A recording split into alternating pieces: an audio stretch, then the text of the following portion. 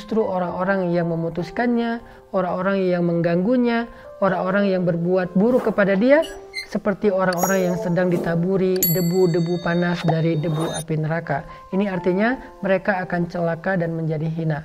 Maka dalam kehidupan sehari-hari kita jadi semakin belajar dan semakin yakin ketika kita membalas keburukan dengan kebaikan, itu tidak akan membuat kita rugi. Membalas kesalahan orang dengan maaf tidak akan merugikan kita. Sehingga tidak boleh kita menggunakan kalimat enak aja dimaafin padahal dia udah jahat. Dia nggak untung, kita yang untung. Kenapa? Karena sesungguhnya Allah Subhanahu wa Ta'ala memberikan jaza, balasan yang terbaik kepada orang yang memberikan maaf, bukan kepada orang yang mendapatkan maaf. Dan Allah Subhanahu wa Ta'ala pernah bertanya di dalam surat An-Nur, "Ala tuhibbuna ayyaghfirallahu lakum?" Tidakkah kamu suka jika Allah mengampuni dosa-dosamu? Artinya, ketika kita memberikan maaf kepada orang yang memiliki kesalahan terhadap kita, Allah Subhanahu wa Ta'ala juga akan memberikan maaf dan ampunan dosa yang sangat luas kepada kita.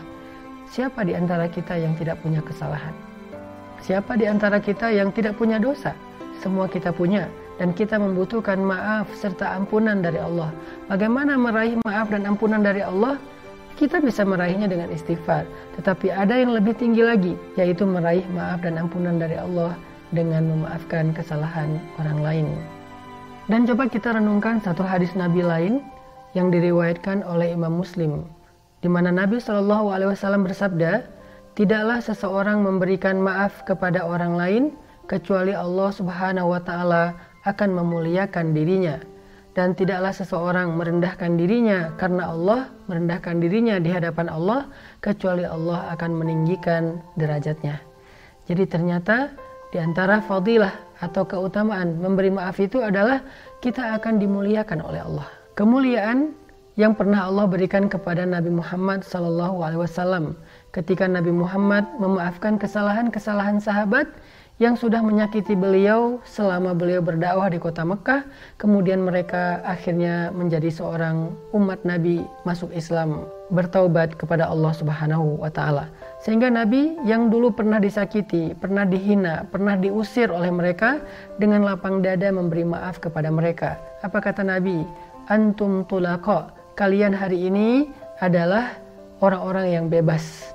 Artinya bebas, saya tidak akan membalas kesalahan kalian. Saya tidak punya dendam kepada kalian. Saya tidak akan menghukum kalian atas kejahatan-kejahatan kalian di masa lalu. Antum tulaqa, kalian bebas.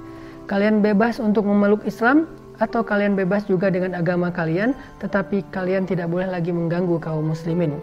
Dan salah satu di antara mereka yang dimaafkan oleh Nabi adalah Hindun, istrinya Abu Sufyan, yang Nabi SAW masih teringat dengan kejahatannya saat dia merobek dadanya Hamzah paman Nabi di dalam perang Uhud, kemudian dia memakan jantungnya Hamzah saking dia dendam kepada Hamzah. Tetapi ketika Hindun dihadapkan kepada Nabi dalam keadaan Hindun ketakutan, Nabi mengatakan, kamu pun termasuk di antara orang yang bebas, aku tidak akan membalas kejahatanmu di masa lalu. Ini yang menjadikan Nabi SAW selalu dimuliakan oleh Allah.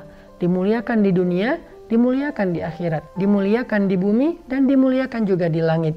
Dimuliakan di dalam kehidupan sekarang, dan dimuliakan juga di surga. Maka siapa yang ingin dimuliakan seperti Rasulullah SAW, sehingga dia menjadi orang yang dikenal baik di bumi dan dikenal baik di langit, maka belajarlah untuk memaafkan. Memang tidak mudah, butuh waktu, tetapi kita harus mencobanya.